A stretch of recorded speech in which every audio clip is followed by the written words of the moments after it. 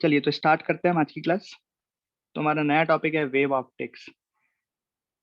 तो इसमें ऑप्टिक्स भी है और इसमें वेव भी है ना। तो आपको जैसे कि पता है कि जो लाइट है वो ड्वेल नेचर रहते हैं लाइट में। लाइट की द्वैत प्रकृति होती है, सुना होगा।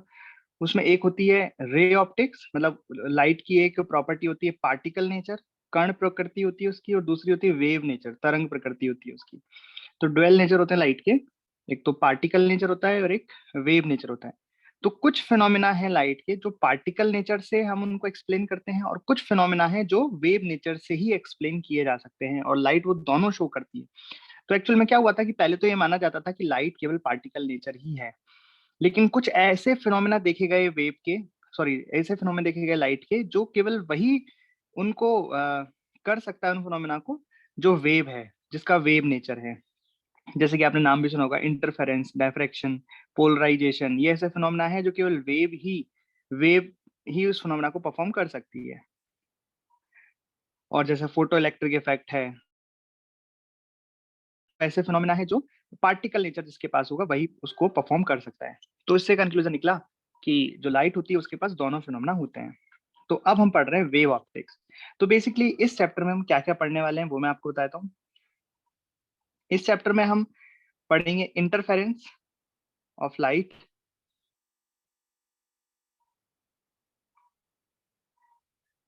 यानी कि व्यतिकरण ऑफ लाइट, लाइट वेव, प्रकाश तरंग का व्यतिकरण। अब इस व्यतिकरण को समझाने के लिए अलग अलग साइंटिस्ट ने अलग अलग एक्सपेरिमेंट किए। तो उन सभी एक्सपेरिमेंट्स को हम पढ़ेंगे, जिसमें हमारा फेमस है यंग्स डुअल स्लिट एक्सपेरिमेंट, और एक दो और है। तो बेसिकली वो सभी किसके हैं, वो है व्यतिकरण के, इंटरफेरेंस ऑफ लाइट के एक्सपेरिमेंट है। क्या होता है इंटरफेरेंस, ये अभी पढ़ेंगे। इसके बाद दूसरा फिनोमेना है हमारा डायफ्रैक्शन का। इसको क्या कहते हैं, विवर्तन कहते हैं। इसको चेक करना पड़ेगा अभी क्या कहते हैं। और लास्ट वाला होता है पोलराइजेशन, ध्रुवीकरण। ठीक है। तो बेसिकली हम तीन फिनोमेना लाइट के इस चैप्टर में पढ़ने वाले हैं। तो सबसे पहले हमारा सबसे ज्यादा फोकस रहेगा वो रहेगा इंटरफेरेंस पर। ये बहुत डिटेल में है। इंटरफेरेंस भी है बट ये चैप्टर छोटा है। इंटरफेरेंस फिनोमेना बहुत छोटा फॉर्म फिनोमेना है, और पोलराइजेशन तो उससे भी छोटा है। तो सबसे पहले आता है इंटरफेरेंस ऑफ लाइट।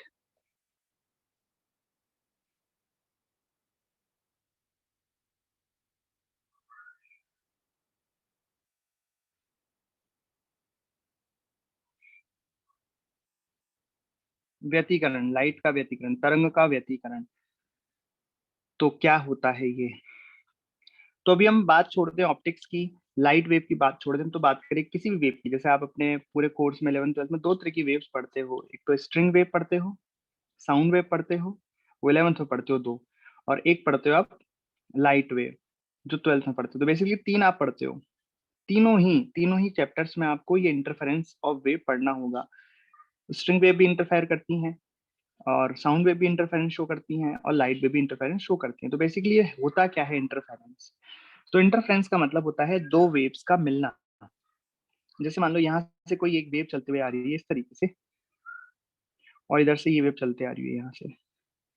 यहाँ पे इस वेव की इक्वेशन है y1। अच्छा, वेव की इक्वेशन कैसी होती है वो समझो पहले। तो वेव की इक्वेशन क्या होती है, देखो किसी भी जनरल वेव की इक्वेशन हम इस तरीके से दे सकते हैं, y x और t का फंक्शन, मतलब टाइम का भी फंक्शन है और x का भी फंक्शन है। यह है a sign omega t minus k x. ये किसी भी वेव का एक जनरल फंक्शन है। यहाँ पे y और x तो y x एक्सिस होगा इस तरीके से। तो ये जो वेव चल रही है, तो मतलब वेव आगे भी चलती जाती है, ऐसे मोशन भी होता है उसका, और पार्टिकल भी ऊपर नीचे करते हैं। तो यहाँ पे x और t दोनों का फंक्शन आता है, मतलब वेव टाइम में भी आगे चल रही है और x में भी आगे चल रही है, इसलिए यहाँ पे x और t दो दो के फंक्शन आते हैं। खैर अभी इस चैप्टर में उतना डिटेल में हम इसमें जाते नहीं है, कोई मतलब नहीं है इसमें। यहाँ पे तो हमें मेनली लाइट वेव के बारे में पढ़ना है ना। खैर मैंने जनरल इक्वेशन आपको बता दी, किसी वेव की जनरल इक्वेशन इस तरीके से होती है। तो ये मान लो दो वेव है, एक की इक्वेशन है y1, तो पूरा यहाँ पे इसका मतलब पूरा लिखा है यहाँ पे। A1 sine omega t minus k x, और दूसरे वेव के आगे लिखा हुआ है A2 sine omega t minus k x. यहाँ पे A1 A2 का मतलब होता है एम्पलीट्यूड ऑफ द वेव, आयाम, है ना, जो आपने एसएचएम में भी पढ़ा होगा, वही वाला आयाम। ओमेगा का मतलब है यहाँ पे एंगुलर फ्रीक्वेंसी, और के का मतलब क्या होता है, wave number, angular wave number, है ना। ठीक है। और फेज क्या होता है, फेज आपने एसएचएम में भी देखा होगा, एसी में भी देखा होगा। फेज किसे कहते हैं, जो ये साइन और कॉस के अंदर लिखा रहता है वो फेज कहलाता है। जो साइन या कॉस के अंदर लिखा रहता है, जैसे यहाँ पे साइन लिखा हुआ था ना अंदर, omega t minus k x, यहाँ पे omega t minus k x, और लास्ट में प्लस फाइव भी रहता है, 5 0 भी हो सकता है, कुछ भी हो सकता है। तो ये जो भी अंदर लिखा रहता है साइन या कॉस के, उसको हम फेज कहते हैं। ठीक, अब इंटरफेरेंस क्या है, वापस आते हैं हमारे टॉपिक पे। इंटरफेरेंस क्या है कि मान लो यहाँ से एक वेव चलते हुए आ रही है, इसकी वेव की इक्वेशन है y1, और यहाँ से एक वेव चलते आ रही है, इसकी वेव की इक्वेशन है y2। मिल गई दोनों वेव, किसी पॉइंट पे मिल गई। अब एक नई वेव बन गई। अब नई इस वेव की इक्वेशन है y इक्विवेलेंट, इस नए वेव की इक्वेशन है y इक्विवेलेंट। तो इस तरह से दो वेव का मिलके नई वेव बनना, नई चीज बनना, जो भी बना, वो कहलाता है इंटरफेरेंस ऑफ लाइट, व्यतिकरण लाइट का। तो यहाँ पे एक काम आता है, एक principle of superposition, principle of superposition. वो क्या कहता है, वो ये कहता है कि जो नई वेव बनती है वो जिन वेव से मिलके बनी है उनका वेक्टर सम होता है। जिस तरीके से, जैसे यहाँ पे वेव आ रही है y1, यहाँ से वेव आ रही है y2, तो नई वेव जो बनती है वो इन दोनों वेव्स का वेक्टर सम होता है। ये कहलाता है प्रिंसिपल ऑफ सुपरपोजिशन, अध्यारोपण का सिद्धांत। एसएचएम में लास्ट में पढ़ते हैं, एसएचएम में लास्ट में आपने पढ़ा होगा अध्यारोपण का सिद्धांत, जहाँ पे आपने दो एसएचएम को एक दूसरे के ऊपर एक साथ कराया जाता है। मतलब इस तरीके से आपने देखेंगे इक्वेशन की y1 बराबर समथिंग था, y1 बराबर A1 sine omega T, and y2 बराबर A2 sine omega t plus 5 होगा। फिर आपको बोला गया कि इन दोनों एसएचएम को जोड़ो और जो नया एसएचएम बनेगा उस नए एसएचएम की इक्वेशन लिखो। तो आपने लिखी होगी A equivalent sine omega t plus alpha, इस तरीके से, है ना। अभी मैं बताऊंगा, सब चीज दोबारा रिवाइज करूंगा, मैं बस आपको बता रहा हूँ कि यहाँ आप ऐसा कुछ कुछ एसएचएम में आपने पढ़ा है। तो आपने गौर किया कि एसएचएम में जो इक्वेशन होती है, एसएचएम की इक्वेशन, उसमें केवल ऐसा रहता है ए साइन ओमेगा टी, मतलब यहाँ पे केवल टाइम का फंक्शन होता है, यहाँ पे एक्स का फंक्शन नहीं आता है। गौर किया आपने, वो इसलिए नहीं आता है क्योंकि ये जो इक्वेशन लिखी जाती है वो किसी एक पार्टिकल के लिखी जाती है, और पार्टिकल तो अपनी जगह पर फिक्स होगा, वो थोड़ा ना एक्स में आगे पीछे मोशन करेगा। वो पार्टिकल तो अपनी जगह पर फिक्स है और अपनी जगह पर एसएचएम कर रहा है। तो यहाँ पे इक्वेशन केवल टाइम के ही उसमें बनती है, टाइम के फंक्शन में बनती है। लेकिन जब वेव की इक्वेशन हम बनाते हैं तो वेव तो क्या होती है, समय के साथ आगे भी चलती है। भाई वेव में जो पार्टिकल्स हैं वो तो अपनी जगह पर ही एसएचएम करते हैं, लेकिन वो वेव तो आगे चलती है, तो इसलिए एक्स का एक टर्म भी उसमें आता है। ठीक है। हाँ, लाइट वेव्स को चलने के लिए मीडियम की रिक्वायरमेंट नहीं होती है, ये नॉन मैकेनिकल वेव कहलाती हैं।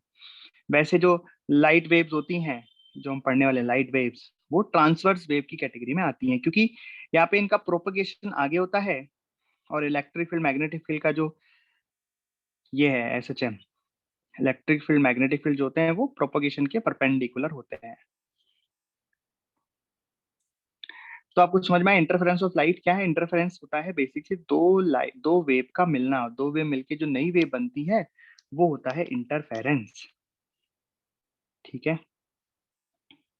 अब यहाँ पे हम कैसे करेंगे, तो मान लो हमें दो वेव की इक्वेशन दी गई है, y1 और y2 की इक्वेशन दी गई है। y1 बराबर मान लो आपके पास है A1 sine omega t minus k x लिख लो, और y2 है A2 sine omega t minus k x. अच्छा, यहाँ पे एक बात ध्यान रखने वाली बात है कि इंटरफेरेंस तब होगा जब दोनों की फ्रीक्वेंसी सेम होगी। जब जितनी जितनी भी वेव्स हैं वो आके अगर मिलती हैं, उन सभी की जो फ्रीक्वेंसी है, मतलब अगर अच्छे से बोलूं तो मैं कह सकता हूँ कि उनका जो ये फेज है, जो फेज डिफरेंस है, वो टाइम के साथ वेरी नहीं करना चाहिए। Phase difference should be constant. Phase difference अगर कांस्टेंट होगा उस केस में जो वेव बनेगी उसे हम इंटरफेरेंस कहेंगे, और अगर फेज डिफरेंस टाइम के साथ वेरिएबल होता है तो क्या कहेंगे, वो आगे पढ़ेंगे, उन्हें बीट्स वगैरह हम कहते हैं, वो पढ़ते हैं हम साउंड वेव में, है ना। वेव ऑप्टिक्स में उसे नहीं पढ़ते हैं। वेव ऑप्टिक्स में केवल उन्हीं वेव्स की बात की जाती है जिनका फेज डिफरेंस जो होता है वो कांस्टेंट होता है। फेज डिफरेंस जानते हो किसे कहते हैं? फेज डिफरेंस जानते हो किसे कहते हैं? जैसे मैं एक क्वेश्चन बना दूं आपको यहाँ पे कि मान लो ऐसे, यहाँ ऊपर ले रखा है मैंने मान लो +30 और नीचे ले रखा है मान लो +90। तो आप बता सकते हो इन दोनों वेव्स का फेज डिफरेंस जिसको हम रिप्रेजेंट करेंगे डेल्टा फाई से। डेल्टा फाई क्या होगा? आसान 60 है ना। डिग्री। हाँ मतलब फेज डिफरेंस का मतलब है कि ऊपर जो वेव है, नीचे जो वेव है, आप बोल दो इसका फेज है फाई 2, इसका फेज है फाई 1, आप लिख दो यहाँ पे फाई 2 माइनस फाई 1। अब सोचो फाई 2 आप लिखोगे तो ये पूरा फेज कहलाता है, ये पूरा फेज कहलाता है। तो फाई 2 कितना लिखोगे आप? ω t minus kx +90 minus ω t minus kx +30। और जब आप इसमें से इसको सब्ट्रैक्ट करोगे तो ω t से ω t कट जाएगा। ध्यान से देखना, ω t से कट जाएगा बिकॉज एंगुलर फ्रीक्वेंसी सेम है। अगर ये अलग होती तो ये मान लो अगर ये ω1 और ω2 होता तो ये कटता नहीं। तो जो फेज डिफरेंस है वो कुछ इस तरीके से रहता, ω1 माइनस ω2 इंटू टी। वो टाइम का फंक्शन आया था। उस केस में फिर हम इसे सॉल्व नहीं करते, मतलब उसे हम इंटरफेरेंस नहीं कहते। लेकिन यहाँ पे ω t से ω t कट गया, kx से kx कट गया, तो 90 माइनस 30 कितना है? 60 डिग्री। ये आ गया फेज डिफरेंस। तो इस तरीके से हम फेज डिफरेंस निकाल सकते हैं। अब ये जो फेज डिफरेंस है ये 2-3 तरीके से हो सकता है। या तो जैसे मैंने यहाँ पे इनिशियली दे दिया कि ये वाली जो वेव है वो +30 यहाँ पे +90, तो ये मैंने इनिशियल फेज दे दिया है। भाई इनिशियल फेज का मतलब आप ये टी वाली टर्म और एक्स वाली टर्म को 0 कर दो, तो ये जो बचेगा ये कहता है इनिशियल फेज, है ना। तो जैसे मैंने यहाँ पे इनिशियल फेज दे दिया, तो इस तरह से आपने फेज डिफरेंस निकालनी है। दो और तरीके होते हैं फेज डिफरेंस निकालने के, जिसमें से एक तो बड़ा ही काम आएगा इस चैप्टर में। तो फेज डिफरेंस निकाला जाता है पाथ डिफरेंस के जरिए। पाथ डिफरेंस मतलब कि एक वेव को आपने पहले स्टार्ट कर दिया, थोड़ा पहले से, मतलब यहाँ से एक वेव को आपने इस पॉइंट से स्टार्ट कर दिया यहाँ से, तो मतलब ये कितना चली वेव? मान लो x1 डिस्टेंस चली। एक वेव को आपने यहाँ से स्टार्ट कर दिया, ये x1 डिस्टेंस चली, और दूसरी वेव को आपने आगे से स्टार्ट किया, मान लो ये x2 डिस्टेंस चली। तो इनके पाथ में डिफरेंस होने की वजह से, अब मिली तो दोनों एक पॉइंट पे, लेकिन ये कितना चली x1, ये कितना चली x2, तो यहाँ पे पाथ में डिफरेंस होने की वजह से फेज डिफरेंस आ जाता है। तो ये वाला अपने लिए सबसे इंपॉर्टेंट रहेगा, और इस केस में हम करेंगे k डेल्टा x। तो ये डेल्टा x क्या कहते हैं अपन? Path difference, पथांतर। और ये होता है फेज डिफरेंस,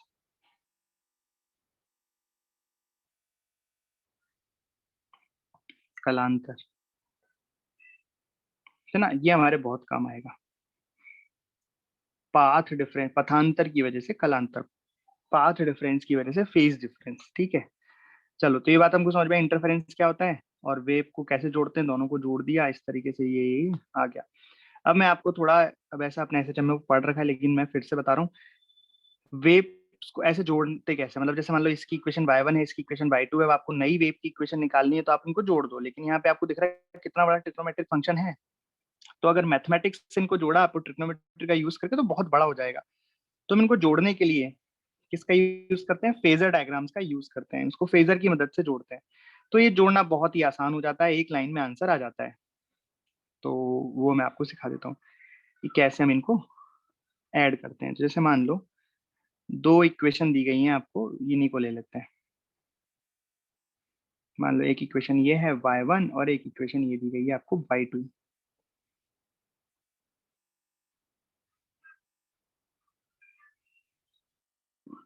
ठीक है, और इसको अपन 0 कर देते हैं। ध्यान से समझना क्योंकि आगे के और क्वेश्चंस आपको करने रहेंगे, फिर अभी करवाऊंगा मैं, क्योंकि अगर ये आ गया तो फिर सारा काम हो जाएगा।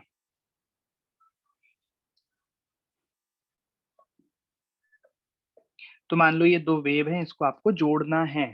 तो कैसे जोड़ोगे, आपको नई वेव निकालनी है, तो आप लिख दोगे भैया y इक्विवेलेंट बराबर y1 प्लस y2। अब जोड़ लो फिर। तो फिर यहाँ पे आप y1 की वैल्यू डाल दोगे, y1 की वैल्यू क्या है, ये a1 sine omega t minus k x plus a2 sine omega t minus k x plus 90, ऐसे जोड़ दोगे और फिर जोड़ के करोगे और फिर करोगे तो मजे आ जाएंगे आपको, ठीक है। अच्छा, यहाँ पे a1 a2 की जगह कोई वैल्यू रख लेते हैं। a1 a2 की जगह हम रख लेते हैं यहाँ पे 3 और 4। ये है 3 sign omega t minus k x और ये है 4 sign omega t minus k x. अब इनको लेकिन हम मैथमेटिक्स से नहीं करने वाले, हम इनको अब फेजर डायग्राम से करेंगे। तो फेजर डायग्राम जैसा एसएचएम में बनाना सिखाया था सेम वैसा ही है, ठीक है। यहाँ पे बस एक्स की टर्म एक्स्ट्रा आ गई, कोई दिक्कत नहीं है उससे। तो कैसे बनाएंगे फेजर डायग्राम इसका, तो देखो सबसे पहले जिसका फेज कम होता है, जैसे omega t minus k x omega t minus k x दोनों का कॉमन है, तो इसको तो हम देख नहीं रहे, ये तो दोनों में ही है। यहाँ पे क्या लिखा हुआ है +0 डिग्री और यहाँ कितना लिखा हुआ है 90 डिग्री। तो हम क्या करेंगे, जो छोटा फेज वाला रहता है उसको रेफरेंस ले लेते हैं, ऐसे ही करते हैं। तो मतलब यहाँ पे ड्रॉ कर देंगे y1 को इस तरीके से वेक्टर में ड्रॉ कर दिया, इसका फेजर बना दिया। तो ये जो एरो बनाया है इसका जो मैग्नीट्यूड है वो तो क्या बन जाएगा, इसका एम्पलीट्यूड, तो ये तो बन जाएगा 3, ठीक है। और इसका फेजर जो होता है, फेज जो होता है भाई omega t minus k x तो कॉमन है, इसकी तो हम बात नहीं कर रहे, पर यहाँ पे क्या ले 0 डिग्री, तो जो भी रहेगा वो क्या बन जाएगा, रेफरेंस बन जाएगा। मतलब यहाँ पे रेफरेंस क्या बन गया बेसिकली, ओमेगा टी। भाई साइन के अंदर क्या लिखा रहेगा, पूरा एंगल ही तो लिखा रहेगा, साइन के अंदर क्या लिखा रहता है, एंगल लिखा रहता है, मतलब ये पूरा एंगल ही है, ये पूरा एंगल ही है जो भी साइन के अंदर है। तो ये बेसिकली एंगल हो गया omega t minus k x plus 0 degree. अब यहाँ पे 0 ही था तो इसलिए 0 ही है, समझे। इसका बन गया फेजर। अब दूसरे वाले का बनाना है, तो इसका एम्पलीट्यूड 4 है, तो जो एरो बनाएंगे उसका मैग्नीट्यूड 4 हो जाएगा। और ओमेगा टी माइनस के यहाँ तक सेम है, +90, कितने से +90 है, इससे +90 है।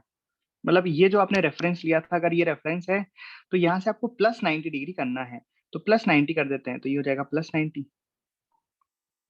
और इसका एम्पलीट्यूड कितना है 4, इस तरीके से एंगल कितना है 90 डिग्री। अभी क्या बन गया आपके सामने, वेक्टर बन गया। वेक्टर का समेशन निकाल सकते हैं, वेक्टर सम कर सकते हैं, बिल्कुल कर सकते हैं। दो वेक्टर हैं 3 और 4 जो कि एक दूसरे से 90 डिग्री पर हैं, तो जो रिजल्टेंट आएगा वो कुछ इस तरीके से आ जाएगा। तो ये रिजल्टेंट आएगा वो क्या हो जाएगा, ए इक्विवेलेंट, मतलब जो नई वेव बनेगी, जो नई वेव बनेगी उस वेव का एम्पलीट्यूड। तो कितना आ जाएगा, ये 3 और 4 का रिजल्टेंट, कितना लिखूं बताओ, √25।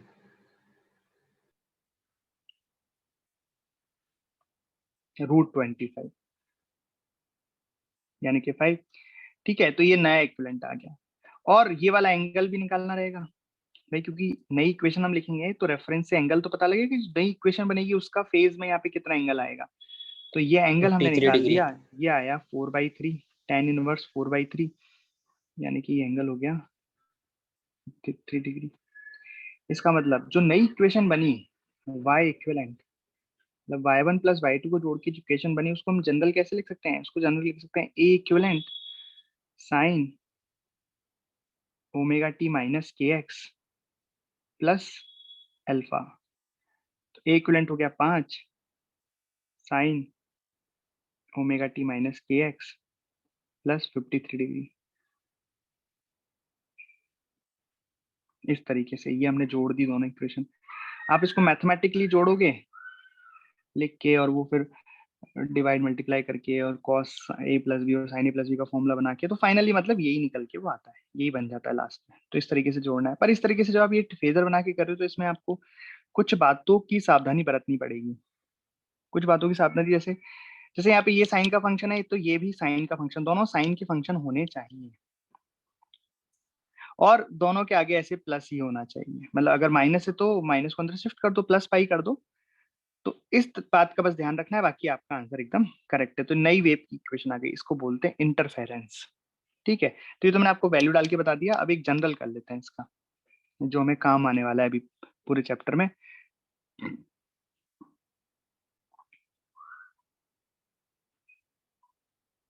तो जैसे मान लो कि ये है y1 बराबर a1 sine omega t minus k x plus, मान लो यहाँ एंगल है φ1। किसी भी तरीके से मैंने आपको बताया ना कि या तो φ1 φ2 ऑलरेडी दिया हो सकता है, उससे आप अपना फेज डिफरेंस निकाल लो, कालांतर निकाल लो, या फिर पाथ डिफरेंस से भी कालांतर आ जाएगा। जैसे मतलब यहाँ पे कोई φ1 नहीं, ये वाला φ1 भी 0 है, और दूसरी इक्वेशन जो मैं लिखूंगा उसमें भी φ1 0 है, लेकिन दोनों के स्टार्टिंग पॉइंट अलग अलग है। तो स्टार्टिंग पॉइंट होने की अलग होने की वजह से ये वेव जब यहाँ पहुंची और ये वेव जब यहाँ पहुंची, तो दोनों के बीच में जो पथांतर आ गया, पाथ डिफरेंस है इतना आ गया। इस पाथ डिफरेंस की वजह से, इस पाथ डिफरेंस की वजह से इसमें फेज डिफरेंस आ जाता है। खैर, तो हम तो एक जनरल के लिए प्रूव कर लेंगे कि मान लो ये y2 बराबर हो गया a2 sine omega t minus k x plus φ2। तो कुल मिला के यहाँ पे फेज डिफरेंस डेल्टा फाई में लिख रहा हूँ, वो जिस भी कारण आया हो, वो जिस भी कारण आया हो, ये फेज डिफरेंस। अभी फेज डिफरेंस चाहे इनिशियल फेज की वजह से आया हो, जैसे यहाँ पे φ1 φ2 है, इनको डिफरेंस करके आया हो, या पाथ की वजह से आया हो, जैसे भी आया हो, लेकिन फेज डिफरेंस मान लो ये आ गया फाई। ठीक है, अब आप जो नया, इन दोनों के इंटरफेरेंस के बाद जो नई इक्वेशन बनेगी, उस नई इक्वेशन में आप क्या लिखोगे, A equivalent sine omega t minus k x plus alpha. अब यहाँ पे ए इक्विवेलेंट क्या होगा वो लिख लेते हैं। तो जो यहाँ पे ए इक्विवेलेंट होगा, मतलब इस तरह यहाँ पे देखो, यहाँ पे इसका जो वो बन जाएगा, क्या बोलते हैं उसे, फेजर बन जाएगा। तो फेजर कुछ इस तरीके से बनेगा। तो यहाँ पे जो भी छोटा है, मतलब इसको मान लो ये वाला छोटा है, तो इसको यहाँ इस तरीके से हमने कर दिया, तो ये हो जाएगा A1, और कोई भी एंगल मान लो इस तरीके से। तो देखो, अब ये यहाँ पे हमने रेफरेंस मान लिया, ठीक है।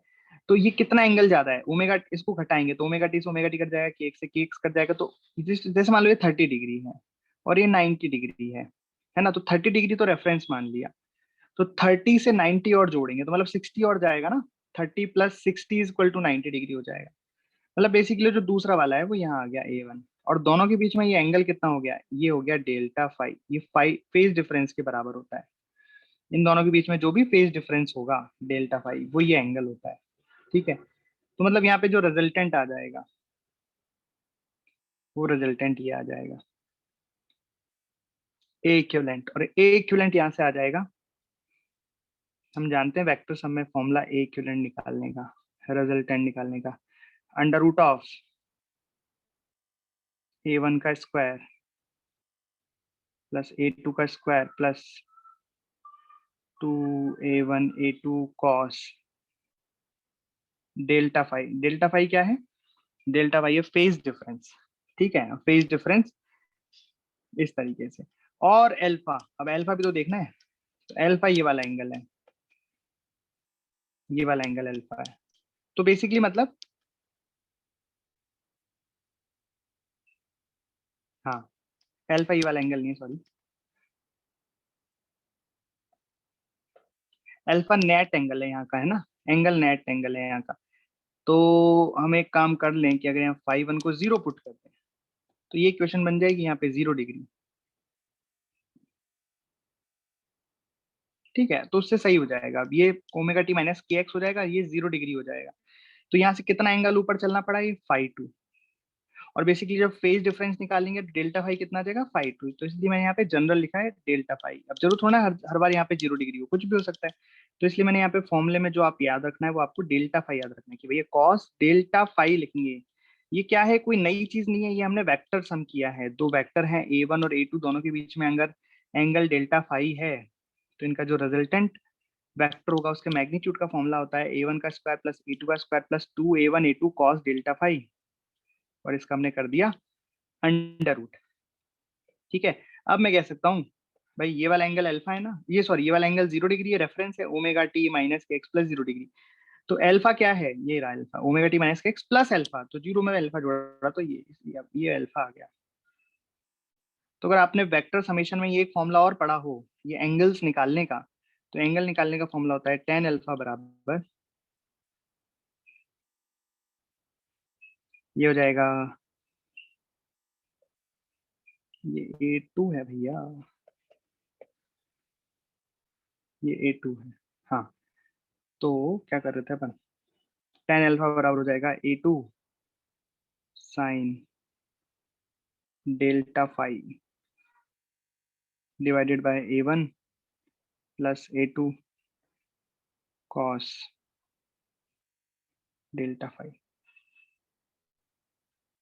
देख लो ये, ठीक है। तो ये बेसिकली आपको ये चीज याद रखनी है कि जो नई वेव बनेगी उसका ए इक्विवेलेंट ये रहेगा। ये बहुत इंपॉर्टेंट, ये वाला फॉर्मूला बहुत इंपॉर्टेंट है, ठीक है। ओके, अब इस फॉर्मूले का यूज करके ही हम आगे चीजें निकालेंगे। तो देखो एक चीज और पढ़ लेते हैं इसमें कि ये तो हो गया एम्पलीट्यूड से रिलेटेड काम, कि भैया इस वाले ये फर्स्ट वेव जो आ रही थी इसका एम्पलीट्यूड A1 था, सेकंड वेव जो आ रही थी इसका एम्पलीट्यूड A2 था, इनका फेज डिफरेंस डेल्टा फाई था। तो जब नई वेव बनेगी उसका जो एम्पलीट्यूड होगा वो होगा अंडर रूट ऑफ A1 का स्क्वायर प्लस A2 का square plus 2A1 A2 cos delta phi. और इसका जो फेजर आएगा यहाँ पे, इनिशियल फेज आएगा नई वेव का, वो आएगा अल्फा, और अल्फा का फॉर्मूला हो जाएगा ये A2 sine delta phi divide by A1 plus A2 cos delta phi. ठीक है। अब इसमें एक टर्म और होती है, एक चीज होती है इंटेंसिटी के बारे में।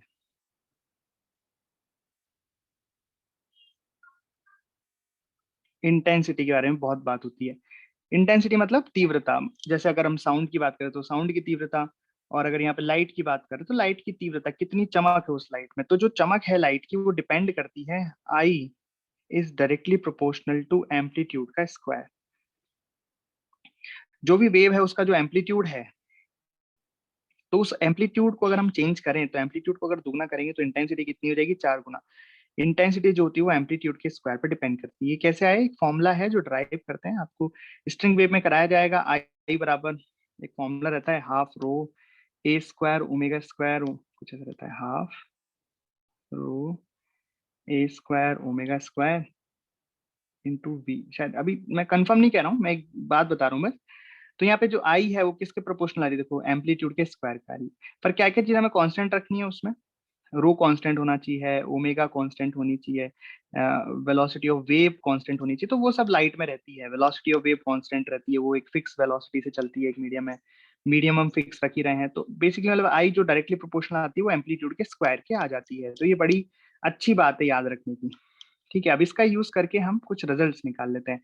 जैसे अच्छा, यहाँ मान लेते हैं कोई भी कांस्टेंट आता है, जैसे आई इज इक्वल टू, अब डायरेक्टली प्रोपोर्शनल साइन रहता है तो कोई कांस्टेंट आ रहा है, हमें उसके बारे में बात नहीं करनी, वैसे मैंने आपको बता दिया वो कांस्टेंट क्या है। बेसिकली ये है वो constant, half omega square into B, ठीक है। पर यहाँ पे वो कांस्टेंट हम कुछ भी मान लो, क्या बोल दें उस कांस्टेंट को, पी बोल देते हैं, चलो पी इंटू ए स्क्वायर।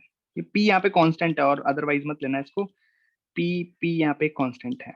चलिए अब इसका यूज करके हम अपना थोड़ा फॉर्मूले वॉर्मूले बना लेते हैं। तो जो फर्स्ट वेव आई उसका एम्पलीट्यूड A1 था, तो इसकी इंटेंसिटी क्या हो जाएगी, फर्स्ट वेव की इंटेंसिटी, उसको मैं अगर I1 से डिनोट करूं तो हो जाएगी, कांस्टेंट तो P रहेगा और एम्पलीट्यूड इसका A1 है तो हो जाएगा A1 का स्क्वायर, ठीक है।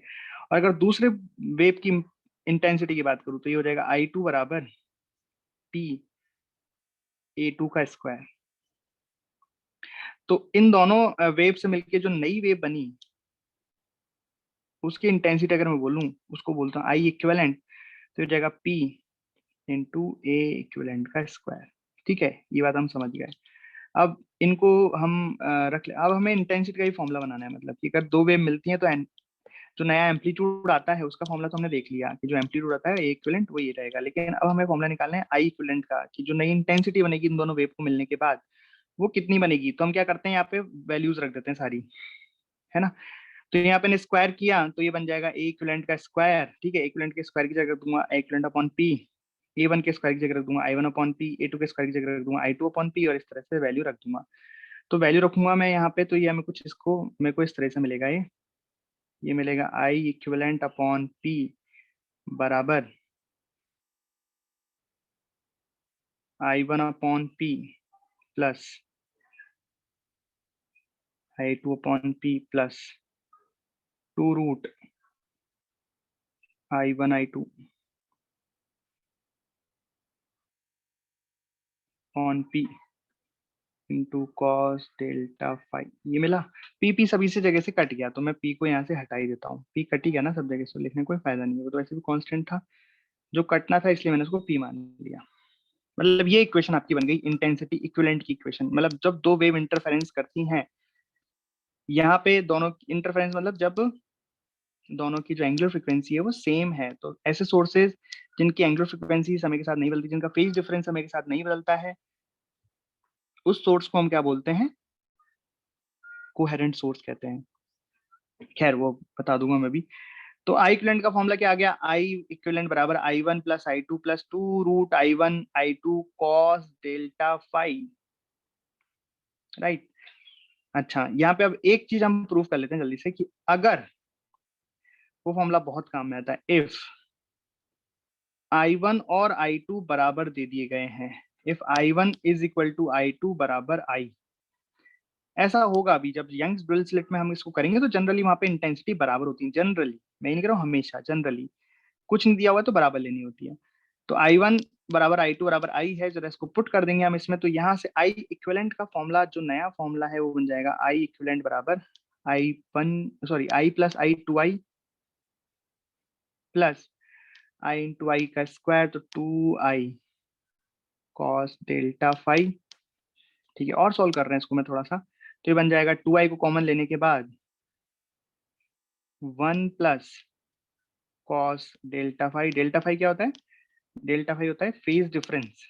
ठीक है, अब यहाँ से आपको एक चीज दिखाई दे रही होगी, 1 प्लस कॉस डेल्टा फाई बराबर होता है, मैं लिख सकता हूँ 2 cos square delta phi by 2। तो यहाँ से मैंने लिखा 2I और ब्रैकेट में 2 इंटू इंटू, चलो छोड़ो इंटू तो क्या लिखे, cos square delta phi by 2। आप जानते हो हम ऐसा लिख सकते हैं। तो जो फाइनल फॉर्मूला है वो क्या बन गया, जो याद करना है आपको, अगर I1 बराबर I2 बराबर I है तो I इक्विवेलेंट बराबर बन जाएगा 4I cos square delta phi by 2। ये आपके फॉर्मूला बहुत काम में आने वाला है एग्जाम में भी, और क्वेश्चंस करोगे आप ज्यादातर तो इस पे ही बहुत क्वेश्चंस बनते हैं इस तरीके से। तो ये आपका मैंने बेसिक कॉन्सेप्ट बता दिया किसका, ये पेज आपको बड़ा इंपॉर्टेंट है, ये ध्यान रखना है कि अगर दो वेव आगे इंटरफेरेंस करती है तो उनका जो नया एम्पलीट्यूड है उसका फॉर्मूला ये आता है, और उसका जो भी इनिशियल फेज बनेगा उसका फॉर्मूला ये आता है, इंटेंसिटी का फॉर्मूला ये आता है, और अगर I1 बराबर I2 हो तो उस केस में जो I इक्विवेलेंट है उसका फॉर्मूला ये आता है, इस तरीके से। ये कुछ फॉर्मूले आपको याद रखने हैं, ठीक है। अब ये हो गया व्यतिकरण की बातें, इंटरफेरेंस की बातें, लेकिन इंटरफेरेंस भी दो तरीके के होते हैं। वो इस आधार पर होते हैं कि जो बनने वाला नया एम्पलीट्यूड है वो कैसा बना है, मतलब अगर वो जैसे दो वेव आई हैं A1 और A2 की, अगर इनको मिलके जो मैक्सिमम एम्पलीट्यूड बन सकता है, आप जानते हो वेक्टर में सोचो कि दो वेक्टर हैं A1 और A2, इनका मैक्सिमम रिजल्टेंट कब आ सकता है? जब A1 और A2 दोनों सेम सा तरफ हो जाए, मतलब इनका फेज डिफरेंस 0 हो जाए। उस केस में जो A इक्विवेलेंट आएगा वो कितना आएगा? A1 प्लस A2 आएगा, तो इसको एक अलग नाम देते हैं हम। और अगर यहाँ पे डेल्टा फाई 180 डिग्री हो जाए तो इस केस में जो एम्पलीट्यूड आएगा वो A1 माइनस A2 आएगा, और इसको हम अलग नाम देते हैं। तो इस तरह से हमने व्यतिकरण को दो पार्ट में डिवाइड किए हुए हैं। तो फर्स्ट है कंस्ट्रक्टिव इंटरफेरेंस या संपोषी व्यतिकरण।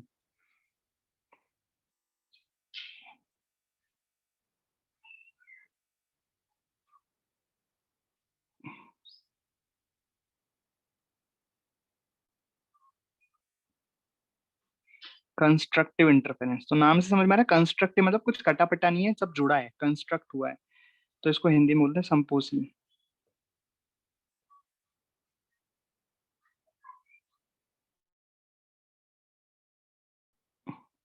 ठीक है, संपोषी व्यतिकरण का मतलब है जब, संपोषी व्यतिकरण का मतलब है जब A इक्विवेलेंट मैक्सिमम हो जाए, व्हेन A इक्विवेलेंट हो जाए मैक्सिमम,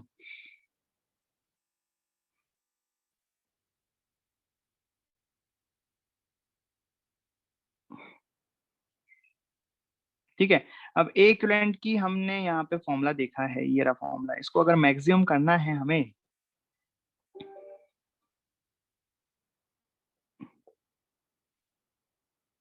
ये रहा इक्विवेलेंट का फॉर्मूला, अगर इसे हमें मैक्सिमम करना है तो साफ साफ दिखाई दे रहा है कि जो cos डेल्टा फाई है, कॉस डेल्टा फाइव इसकी वैल्यू क्या होनी चाहिए, 1 के बराबर होनी चाहिए। अगर ये 1 हो जाता है तो मतलब इक्विवेलेंट यहाँ पे मैक्सिमम हो जाएगा। भाई कॉस देखो a1 a2 2a1 a2 ये तो कांस्टेंट टर्म है। कॉस डेल्टा फाइव की वैल्यू कहाँ से कहाँ तक वेरी करती है, -1 से 1 तक के बीच में। अगर इसको मैक्सिमम करना है तो कॉस डेल्टा फाइव को +1 रखना पड़ेगा, और अगर इसको मिनिमम करना है तो कॉस डेल्टा फाइव को -1 रखना पड़ेगा। तो ये फंक्शन मैक्सिमम मिनिमम हो जाएगा। तो कॉस डेल्टा फाइव को मैंने 1 रख दिया, तो मतलब डेल्टा फाइव जो है, डेल्टा फाइव का मतलब फेज डिफरेंस। फेज डिफरेंस यहाँ पे क्या आना चाहिए आपका, फेज डिफरेंस यहाँ पे आना चाहिए आपका 2n पाई। यहाँ पे n का मतलब है n आपका 0 से स्टार्ट हो, 0 1 2 3 इस तरीके से। तो n की वैल्यू आप 0 रखो, 1 रखो, 2 रखो, 3 रखो, तो आपको क्या क्या मिलता जाएगा, समपोषी व्यतिकरण मिलता जाएगा। तो इसका मतलब cos डेल्टा फाइव अगर 1 हो गया तो यहाँ पे जो a इक्विवेलेंट मिला उसकी वैल्यू हो जाएगी मैक्सिमम, और वो कितना आ रहा है, वो आ रहा है a1 प्लस a2 का होल स्क्वायर का अंडर रूट, तो मतलब हो गया a1 प्लस a2। तो इसको हम बोलेंगे ये है समपोषी व्यतिकरण, और ये है अधिकतम एम्पलीट्यूड, मैक्सिमम एम्पलीट्यूड। अच्छा, साथ के साथ हम ये भी निकाल लेते हैं कि अगर समपोषी व्यतिकरण में जो इंटेंसिटी होगी वो इंटेंसिटी क्या हो जाएगी। तो इंटेंसिटी का फॉर्मूला ये है, इंटेंसिटी का फॉर्मूला ये है,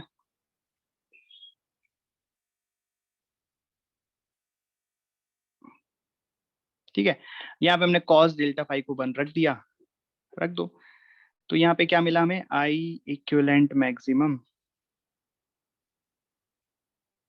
बराबर रखो तो कितना आएगा, कॉस डेल्टा फाइव तो 1 हो गया, इसको मैं बोल सकता हूँ √I1 प्लस √I2 का होल स्क्वायर। ये आ गई आपकी आई इक्विवेलेंट मैक्सिमम। और जैसा कि हमने पढ़ा था कि इफ I1 बराबर I2 हो गए,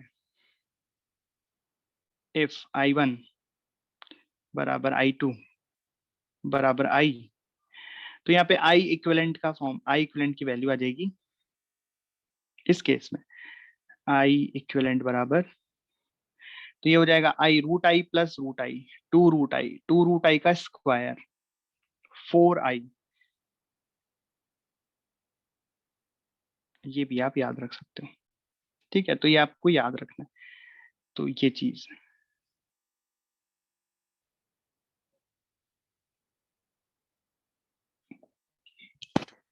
कि अगर इंटेंसिटी अलग अलग है तो आई मैक्सिमम हो जाएगा √I1 प्लस √I2 का होल स्क्वायर, और अगर इंटेंसिटी सेम है तो वो हो जाएगी 4I। और ऐसे ही यहाँ पे कि अगर इंटेंसिटी सेम है मतलब उनके एम्पलीट्यूड भी सेम है, तो अगर एम्पलीट्यूड सेम है तो ये बेसिकली a1 बराबर a2 बराबर a, तो ये कितना हो जाएगा, ये 2a हो जाएगा, है ना, अगर एम्पलीट्यूड सेम हुए तो।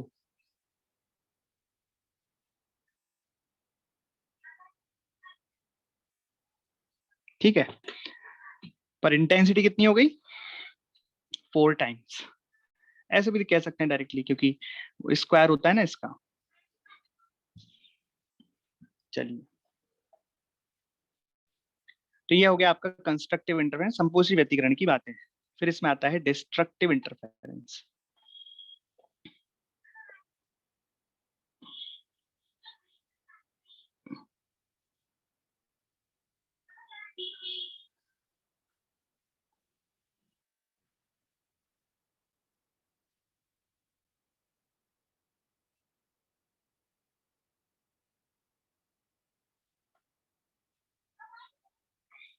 डिस्ट्रक्टिव इंटरफेरेंस मतलब विनाशी व्यतिकरण।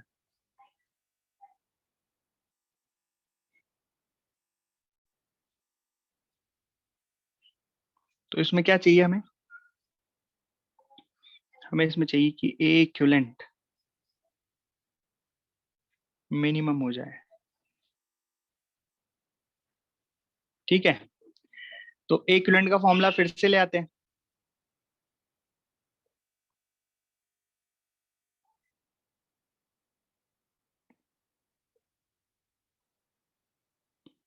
देखो ये ए इक्विवेलेंट का फॉर्मूला हो गया, लेकिन इस बार ये कॉस डेल्टा फाइव +1 की जगह क्या हो जाएगा, -1 हो जाएगा।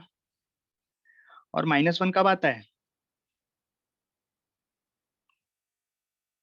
हाँ जी, तो माइनस का 1 कब आता है? जब डेल्टा फाई कितना हो जाता है? 2n+1 पाई।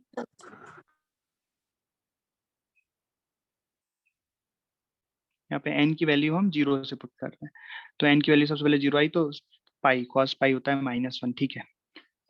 तो इस केस में हम जानते हैं क्या हो जाएगा, a1 माइनस a2 का होल स्क्वायर का अंडर रूट।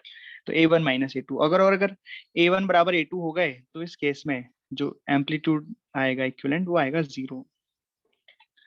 अच्छा, यहाँ मॉड भी लगा देते हैं, मैग्नीट्यूड लेंगे हम इसका ना, कोई भी ज्यादा कोई भी कम हो कोई दिक्कत नहीं, मैग्नीट्यूड से मतलब है हमें, ठीक।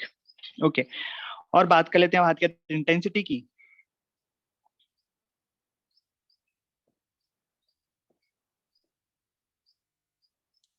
तो इंटेंसिटी का फॉर्मूला है, तो यहाँ पे अगर हम cos डेल्टा फाई की वैल्यू -1 रखेंगे, तो आ जाएगा √I1 माइनस √I2 का होल स्क्वायर, ठीक है। और ये अगर I1 बराबर I2 बराबर I हो गया, तो ये चीज भी 0 हो जाएगी। अगर इंटेंसिटी बराबर है और वहां पे विनाशी व्यतिकरण हो गया, तो वहां पे बनेगी इंटेंसिटी 0, अंधेरा छा जाएगा, डार्क बनेगा, ठीक है। तो ये बातें हो गई इसकी कंस्ट्रक्टिव इंटरफेरेंस की और डिस्ट्रक्टिव इंटरफेरेंस की। इसमें आपने एम्पलीट्यूड की बातें कर ली और आपने बातें कर ली इंटेंसिटी की। एक बात और कर दी आपको, जो मैंने आपको बताया कि हम ये जनरल चीजें पढ़ रहे हैं, लेकिन हम बेसिकली हमें पढ़ना क्या है, वाइड ऐसी पढ़ना है, वेव ऑप्टिक्स में इंटरफेरेंस पढ़ना है। तो यहाँ पे पाथ डिफरेंस बहुत ही इंपॉर्टेंट है, तो मैं आपको यहाँ पे समझा देता हूँ, यहाँ पे पाथ डिफरेंस से भी से रिलेट कर देता हूँ। जैसे यहाँ पे फेज डिफरेंस, डेल्टा फाई क्या कहलाता है, फेज डिफरेंस। यहाँ पे फेज डिफरेंस आया ये, अब ये फेज डिफरेंस किसी भी वजह से आ सकता है। फेज डिफरेंस आने का तरीका है कि एक तो इनिशियल फेज इस तरह से हो कि डेल्टा फाई जो है वो 2n पाई का रिलेशन बन जाए, या हम पाथ इस तरीके से डिफरेंट करें, मतलब एक वेव को हमने यहाँ से स्टार्ट किया, एक को यहाँ से स्टार्ट किया, तो ये जो बीच में डिस्टेंस आई दोनों वेव को, अब देखो पहली वेव इतना चली, दूसरी वेव इतना चली, तो पहली वेव इतना चली और दूसरी उसके बाद यहाँ पे मिली है, तो दोनों के पाथ में, दोनों के रास्ते में अंतर कितना आ गया, ये अंतर आ गया।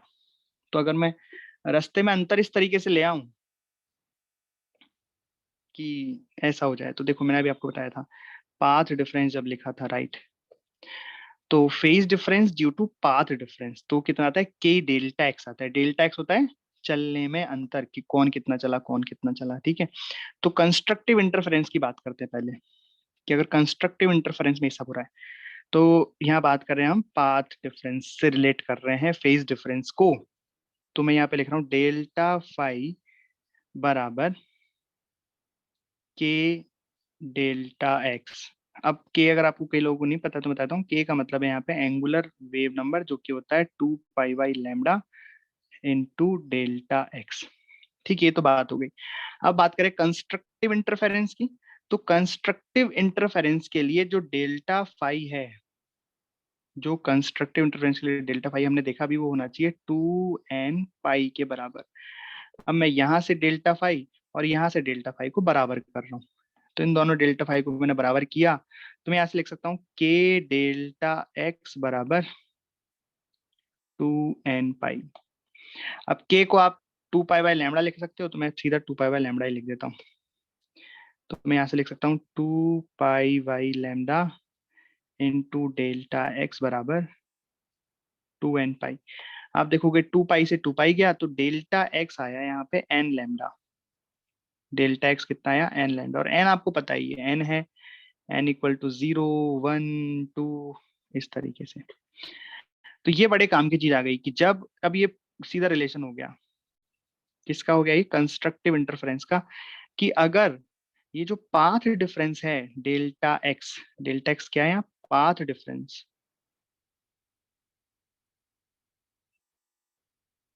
अच्छा, लैम्डा का मतलब समझते हो ना, लैम्डा है वेवलेंथ, लैम्डा क्या है, वेवलेंथ है, और एन तो नंबर है।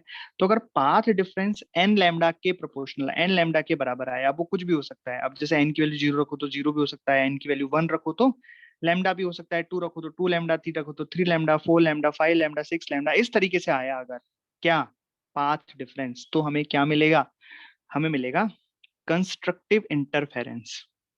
क्योंकि इतना पाथ डिफरेंस आया, उसका हम फेज डिफरेंस निकालेंगे के डेल्टा एक्स करके, तो के से 2 पाई/लैम्डा से मल्टीप्लाई करोगे तो 2n पाई बन जाएगा अपने आप, है ना, और 2n पाई बना, इसका मतलब क्या मिलेगा, कंस्ट्रक्टिव इंटरफेरेंस। अब ऐसा ही हम रिलेशन यहाँ पे निकाल लेते हैं, किसमें, डेस्ट्रक्टिव इंटरफेरेंस में, कि पाथ डिफरेंस क्या हो कि हमें, ओके तो एक लाइन तो सेम ही है कि यहाँ पे डेल्टा फाई को मैं लिख सकता हूँ के डेल्टा एक्स, और के का मतलब है एंगुलर वेव नंबर, इसको लिख 2 पाई/लैम्डा इंटू डेल्टा एक्स। ठीक है, ये बात हो गई। अब डिस्ट्रक्टिव इंटरफेरेंस है, इसलिए यहाँ पे डेल्टा फाई की वैल्यू, यानी कि फेज डिफरेंस की वैल्यू कितनी है, 2n+1 पाई। ठीक है, अब दोनों को बराबर कर दिया मैंने, तो यहाँ से मुझे मिला 2 पाई/लैम्डा इंटू डेल्टा एक्स बराबर 2n+1 पाई। पाई से पाई गया, और यहां से डेल्टा एक्स बराबर निकल के आया 2n+1 λ/2। तो यहां से हम सीखे कि जब पाथ डिफरेंस जो होता है, ये डेल्टा एक्स क्या है यहाँ पे, पाथ डिफरेंस। ठीक है, तो अगर आप यहाँ पे डेल्टा एक्स में n की वैल्यू डालो, n यहाँ पे वही 0 1 2, ठीक है, n की वैल्यू आप पुट करोगे तो डेल्टा एक्स क्या आ रहा है, n के लिए 0 डालोगे तो आएगा सबसे पहले λ/2, फिर आएगा 3 λ/2, फिर 5 λ/2, इस तरीके से चलता जाएगा। तो अगर पाथ डिफरेंस इस तरीके से आता है तो हम कह सकते हैं कि हाँ भाई, अगर इंटरफेरेंस हो रहा है और पाथ डिफरेंस ये आ रहा है, तो क्या कह सकते हैं कि वहां पे डिस्ट्रक्टिव इंटरफेरेंस होगा। ठीक है, जनरल सिचुएशन में आप सिचुएशन चेंज कर दो, कहीं और से भी पाथ डिफरेंस आ रहा है, मतलब अभी और भी देखेंगे, लेकिन हाँ ये अपन जनरल कंडीशन बना सकते हैं कि इसके लिए पाथ डिफरेंस अगर इतना आ रहा है, और अगर पाथ डिफरेंस अगर इतना आ रहा है, तो उस हिसाब से constructive interference and destructive interference हम डिफरेंट अलग अलग मतलब बता सकते हैं, कंडीशन निकाल सकते हैं और काफी सारी चीजें कर सकते हैं। तो कंस्ट्रक्टिव इंटरफेरेंस का मतलब क्या हो गया पता है, कंस्ट्रक्टिव इंटरफेरेंस का मतलब हो गया कि जहां पे मैक्सिमम इंटेंसिटी आपको प्राप्त हो, मतलब कोई लाइट आ रही है वहां पे उसकी मैक्सिमम चमक आपको दिखाई दे, अगर इंटेंसिटी बराबर है तो वहां पे मैक्सिमम चमक दिखाई देगी। और अगर डिस्ट्रक्टिव हुआ उस केस में, तो अगर इंटेंसिटी सेम है तो आपको वहां अंधेरा दिखाई देगा। तो ऐसे डार्क अंधेरा, डार्क सॉरी चमक, हाई ब्राइटनेस और अंधेरा, हाई ब्राइटनेस अंधेरा, हाई ब्राइटनेस अंधेरा, इस तरीके से चीज आपको दिखाई, जिससे हम फ्रिंजेज कहेंगे आगे जाके। खैर, तो ये जो थ्योरी मैंने आपको बताई, ये जनरल वेव की थ्योरी है, वेव में इंटरफेरेंस की थ्योरी है। ये थ्योरी आपकी आपको स्ट्रिंग वेव में भी पढ़ाई जाएगी, उसके बाद आपको साउंड वेव में जब इंटरफेरेंस पढ़ाएगा तब भी पढ़ाई जाएगी, और जो वेव ऑप्टिक्स में इंटरफेरेंस पढ़ाया जाएगा तब भी पढ़ाई जा रही है। तो आपको ये थ्योरी कॉमन रखनी है, ठीक है। तो अब अगर स्ट्रिंग वेव में सर पढ़ाए या साउंड वेव में पढ़ाए, तो आपको बोल देना है सर ये तो हमने पढ़ लिया है, और पार्ट डिफरेंस के फॉर्मूले वगैरह हमने देख लिए हैं, ठीक है। तो यहाँ पे डिस्ट्रक्टिव हमें इंटेंसिटी मिली 0, अगर इंटेंसिटी सेम है तो, और कंस्ट्रक्टिव में मिली 4i, मतलब हमें इंटेंसिटी 0 से 4i के बीच में मिलेगी, अब कुछ भी मिल सकती है। हमने 4i वाले का नाम रखा, मतलब जब अधिकतम इंटेंसिटी थी। कंस्ट्रक्टिव इंटरफेरेंस, संपोषी व्यतिकरण, जिसको हम YDSU में मैक्सिमा के नाम से जानते हैं, क्योंकि यहाँ पे मैक्सिमम इंटेंसिटी हमें प्राप्त होती है, उसको मैक्सिमा भी कहते हैं। और इसको मिनिमा के नाम से भी जाना जाता है, क्योंकि यहाँ पे हमको अंधेरा मिलता है, ठीक है, इस तरीके से। ये ऐसा एक क्वेश्चन है कि मान लो दो सोर्स हैं, वो इस तरीके से रखे गए हैं, और दोनों सोर्स के बीच में डिस्टेंस कितनी है, 4.2 लैम्डा। लैम्डा यहाँ पे वेवलेंथ को डिनोट कर रहा है, डी यहाँ पे डिनोट कर रहा है दोनों के बीच की डिस्टेंस को, लैम्डा है वेवलेंथ की डिस्टेंस, ठीक है। अब ये जो सोर्स है वो किसके सोर्स हैं, लाइट के, साउंड के, किसी के भी हो सकते हैं। ये सवाल आपको लाइट में भी देखने को मिल सकता है, ये सवाल आपको साउंड सोर्स में भी देखने को मिल सकता है, करने का तरीका एकदम सेम है, ठीक है। अब क्या है कि एक ऑब्जर्वर, ये तो सोर्स हो गया, अब ऑब्जर्वर है। अच्छा, इसका जो मिडिल पॉइंट है उसको रेडियस मान के हमने एक सर्कल ड्रॉ किया इस तरीके से। तो जो ऑब्जर्वर है वो इस सर्कल पर एक डिटेक्टर लेके घूम रहा है। डिटेक्टर मतलब जो ये मेजर कर पाएगा कि कहाँ पे लाइट मैक्सिमम आ रही है, कहाँ पे लाइट की इंटेंसिटी मैक्सिमम है और कहाँ पे लाइट की इंटेंसिटी मिनिमम है। या फिर अगर हम साउंड की बात करें तो कहाँ पे उसको बहुत ज्यादा आवाज आ रही है और कहाँ पे उसको कम आवाज आ रही है। ऐसा होगा जब दो स्पीकर साथ साथ आप चला दोगे ऐसे, तो इस चक्कर पे हम घूमेंगे तो कहीं पे तो तेज आवाज सुनाई देगी और कहीं पे एकदम कम आवाज सुनाई देगी, कहीं पे तेज कहीं पे कम, कहीं पे तेज कहीं पे कम, इस तरीके से होगा। लाइट में भी ऐसा होगा। तो सोर्स है वो एक सर्कल पर घूम रहा है, आपको बताना है कि इस पूरे सर्कल में जब ये घूम जाएगा तब कितने कंस्ट्रक्टिव इंटरफेरेंस उसको मिलेंगे और कितने डिस्ट्रक्टिव इंटरफेरेंस उसको मिलेंगे। Total number of constructive interference and number of destructive interference आपको बताने हैं। किसका यूज करके? इसका यूज करके। इस तरीके से इस सर्कल पर एक ऑब्जर्वर घूम रहा है, इस ऑब्जर्वर को कितने इंटरफेरेंस कंस्ट्रक्टिव और कितने डिस्ट्रक्टिव इंटरफेरेंस सुनाई देंगे। तो क्या है करने का तरीका, देखो हम यहाँ से स्टार्ट करते हैं। सबसे पहले इस जगह पे बात करते हैं। तो आप सोचो कि S1 से कोई वेव चलेगी चलेगी चलेगी यहाँ पे पहुंचेगी, और S2 से वेव चलेगी चलेगी यहाँ पे पहुंचेगी। कोई इनिशियल डिफरेंस नहीं दे रखा है, केवल यहाँ पे जो भी फेज डिफरेंस आ रहा है वो ड्यू टू पाथ डिफरेंस ही आ रहा है, ऐसा पता है हमें। ठीक है, तो कोई वेव यहाँ से S1 से चल के यहाँ पहुंची, कोई S2 से चल के यहाँ पहुंची, तो दोनों ही वेव पहुंच गई, लेकिन इनके बीच में पाथ का डिफरेंस कितना है। तो ये पाथ का डिफरेंस हो गया यहाँ पे।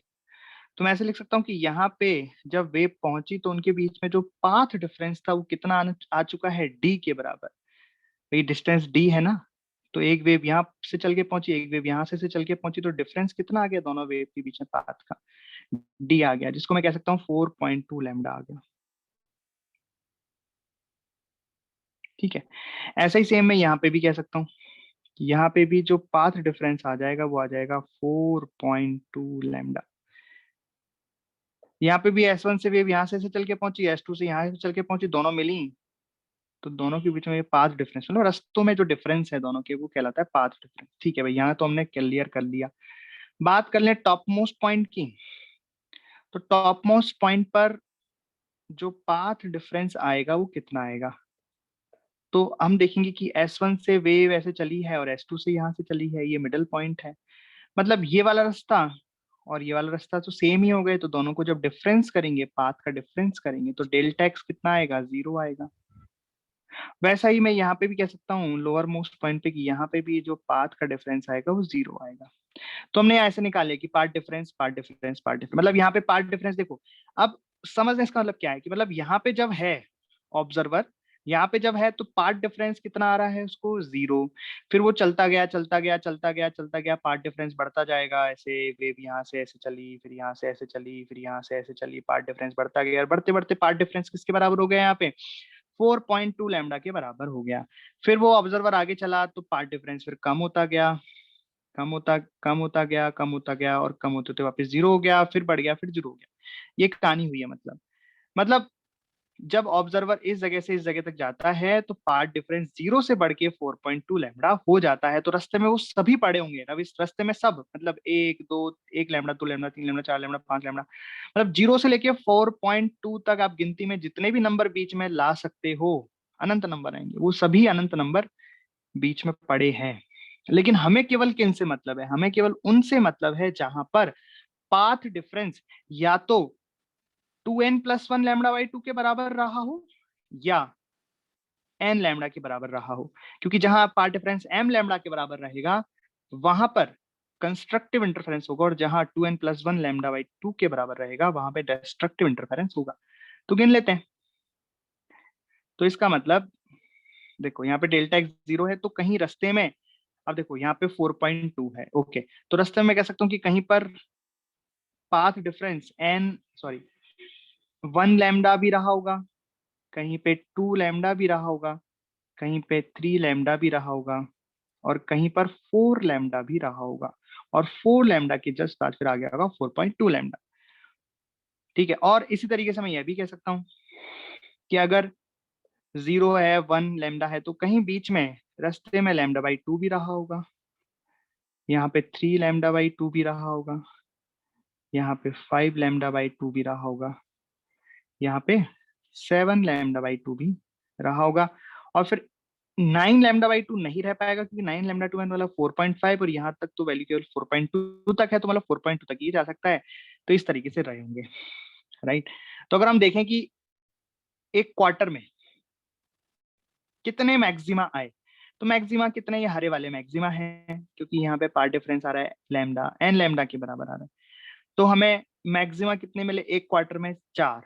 तो मतलब यहाँ पे भी कितने मिलेंगे 4, यहाँ पे भी कितने मिलेंगे 4, और यहाँ पर भी कितने मिलेंगे 4, सॉरी 4 4, मतलब यहाँ पे 4, यहाँ पे 4, यहाँ पे 4 और यहाँ पे 4, तो टोटल कितने मिले? एक पूरा सर्कल कंप्लीट करने में ऑब्जर्वर को कितने मैक्सिमास मिलेंगे? तो 4 4 4 4 तो इसमें मिलेंगे, लेकिन आप देख रहे हो ये वाला और ये वाला भी तो मैक्सिमा है, बिकॉज यहाँ पे डेल्टा एक्स 0 है, और डेल्टा एक्स जब 0 होता है वहां पर भी मैक्सिमा होता है। तो टोटल हमें 18 मैक्सिमा इस चक्कर में मिलेंगे। मैक्सिमा बोल लो या कंस्ट्रक्टिव इंटरफेरेंस बोल लो उसे, वो हमें मिलेंगे 18। और अगर हम टोटल मिनिमा की बात करें, मतलब डिस्ट्रक्टिव इंटरफेरेंस की बात करें, तो 1 2 3 4, तो 4 4 4 4, और ये 4.2 नहीं होता है, 4.5 अगर होता तो वो होता है मिनिमा। तो बेसिकली ये हमें केवल 16 ही मिलेंगे। ठीक है। If observer moves from source S1 to S2, यहाँ से वो डिटेक्टर को हाथ में लेके, जो भी इंस्ट्रूमेंट है उसको यहाँ से लेके यहाँ तक चला, तो number of maxima and number of minima कितने मिलेंगे उसे, ये बताना है आपको। मैक्सिमा 5। तो उसको करने का तरीका देखो, जैसे डेल्टा एक्स का मतलब होता है पाथ डिफरेंस, जो दो वेव चलती हैं वो दोनों चल रही हैं इस तरीके से। तो एक बार सोचना कि मान लो जब ऑब्जर्वर यहाँ पर है, तो जो S1 से वेव चली वो तो कितना चली, 0 चली, मतलब यहीं पे है, और जो S2 से वेव चली वो कितना चली, D। तो मतलब यहाँ पर जो पाथ डिफरेंस है डेल्टा एक्स, वो कितना आ जाएगा 4.2 लैम्डा। वैसे ही यहाँ पर भी जो पाथ डिफरेंस आ जाएगा वेव का, वो आ जाएगा 4.2 लैम्डा। दोबारा सुन लो कैसा आया। अब यहाँ पे जब ये चलते चलते चलते चलते ऑब्जर्वर यहाँ पर पहुंच गया, तो यहाँ से जो वेव चली, तो वो तो चली ही, मतलब वहीं की वहीं है, वहीं पे तो खड़ा है वो ऑब्जर्वर। और ये जो वेव चली उसको कितना चलना पड़ा, 4.2 लैम्डा, मतलब डी चलना पड़ा, इतने मीटर चलना पड़ा। मतलब यहाँ का पार्ट डिफरेंस और यहाँ का पार्ट डिफरेंस मैं निकाल लिया।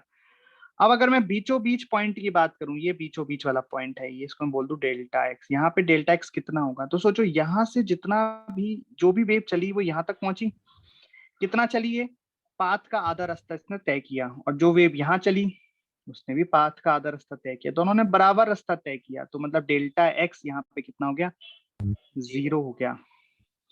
तो मतलब हमें अब बस यही करना है कि यहाँ पे 0 से 4.2 लैम्डा तक पाथ डिफरेंस बढ़ रहा है, यहाँ पे 4.2, यहाँ पे भी 0 से लेके 4.2 लैम्डा तक पाथ डिफरेंस बढ़ रहा है। तो हमें बस ये निकालना है कि कितना क्या आएगा। तो यहाँ पे देख लो, 0 से आगे चले तो पहले हमें एक लैम्डा मिलेगा, फिर 2 लैम्डा भी मिलेगा, फिर 3 लैम्डा भी मिलेगा, और फिर 4 लैम्डा भी मिलेगा। इस तरीके से लैम्डा मिलेगा, 2 लैम्डा मिलेगा, 3 लैम्डा, 4 लैम्डा मिलेगा, 5 नहीं मिलेगा क्योंकि 4.2 तक ही जाना है। और ऐसा ही इधर भी होगा, तो 1 2 3 4, और एक ये भी मिला है डेल्टा एक्स बराबर 0, यहाँ पर भी मैक्सिमा होता है, तो टोटल मैक्सिमा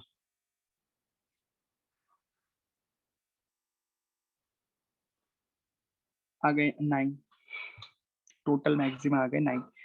अब अगर बात कर ले मिनिमा की, तो मिनिमा कहाँ मिलेगा, एक तो यहाँ मिलेगा, एक यहाँ मिलेगा, एक यहाँ मिलेगा, एक यहाँ मिलेगा, और यहाँ नहीं मिलेगा क्योंकि यहाँ 4 है, यहाँ 4.2 है, वो 4.5 पे मिलेगा, है ना। मतलब ये हो गया 0.5, ये हो गया 1.5, ये हो गया 2.5, ये हो गया 3.5, अब अगला मिलेगा 4.5। तो वो 4 इधर मिले और 4 ही इधर मिलेंगे, तो ये मिलेंगे 8।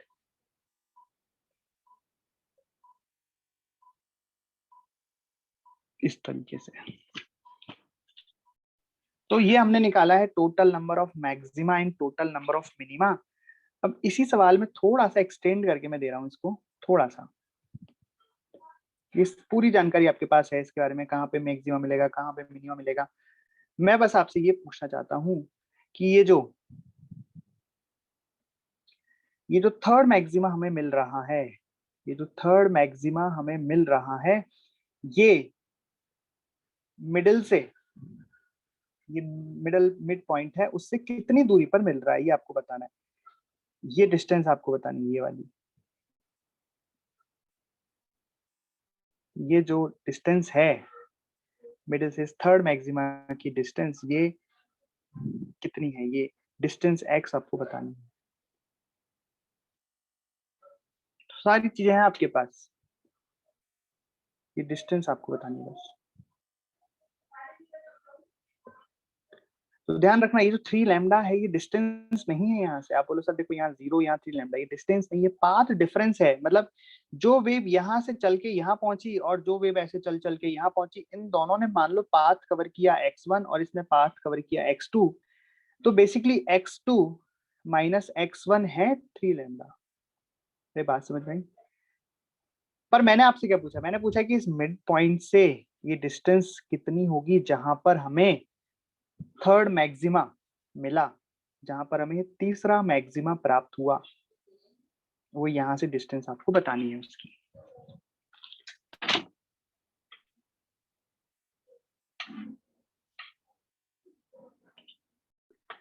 देखो मैंने आपको बताया ना कि बेसिकली मैं कौन से, ये 3 लैम्डा क्या है, पहले 3 लैम्डा समझो। यहाँ से जो वेव चली मान लो वो चली x1 डिस्टेंस, यहाँ से जो वेव चली मान लो चली वो x2 डिस्टेंस, तो ये जो x2 माइनस x1 है ये है 3 लैम्डा। यहाँ से इतना और इसका पाथ का डिफरेंस, ये जो सोर्स 2 से जो वेव चली उसका पाथ चला और इसने जितना पाथ चला उनका जो डिफरेंस है वो है 3 लैम्डा। तो मतलब आपको ये लिख देता हूं मैं, x2 माइनस x1 है 3 लैम्डा। x2 और x1 क्या है, ये डिस्टेंस है x2 और ये वाली डिस्टेंस है x1। ठीक है, x2 को मैं क्या लिख सकता हूँ, तो देखो ये टोटल डिस्टेंस है 4.2 लैम्डा, तो आधी डिस्टेंस कितनी हो गई ये मैं बता सकता हूँ, ये हो गई 2.1 लैम्डा। मतलब जो x2 है वो x2 कितना हो गया, x2 हो गया 2.1 लैम्डा प्लस x, तो ये हो गया 2.1 लैम्डा प्लस x माइनस, अब बात आती है x1 की। तो यहाँ पे भी देख लो, यहाँ पे ये डिस्टेंस है कितनी 2.1 लैम्डा, तो x1 कितना हो गया 2.1 लैम्डा माइनस x, मतलब ये x1 में लिख सकता हूँ 2.1 लैम्डा माइनस x, यहाँ पे लिख सकता हूँ 2.1 लैम्डा बराबर ये कितना है 3 लैम्डा। इसको सॉल्व करेंगे हमें x की वैल्यू मिल जाएगी, तो x आ जाएगा। तो यहाँ से मैं देख रहा हूँ, हाँ यहाँ से 2.1 लैम्डा से 2.1 लैम्डा गया तो x और x 2x हो गया, x बराबर आ गया 3/2।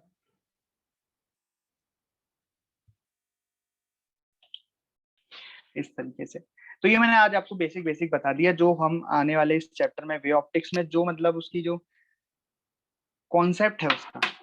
अब आगे तो सेटअप है कि यंग्स डुअल स्लिट का सेटअप पढ़ लिया, फ्रेस्नेल बायोप्रिज्म का सेटअप पढ़ लिया, लेलॉयड मिरर्स का सेटअप पढ़ लिया, ऐसे सेटअप पढ़ेंगे, वो अलग अलग सेटअप, पर उन सभी सेटअप्स में जो काम हो रहा है, जो करवा रहे हैं वो यही करवा रहे हैं वो। तो ऐसा ये जो हमने पढ़ा ये किसका नेचर है, वेव का। वेव ये चीज शो करती है, ये फिनोमेना शो करती है, इसे इंटरफेरेंस करते हैं। अब वो लाइट से भी वो करवाएंगे और बोलेंगे कि देखो लाइट भी ये चीज शो कर रही है, इसका मतलब लाइट भी वेव है। उन्होंने इस तरीके से प्रूफ किया कि लाइट वेव नेचर बताती है, लाइट मतलब वेव नेचर दिखाती है, ऐसा। तो ये पूरा चैप्टर है, ठीक है।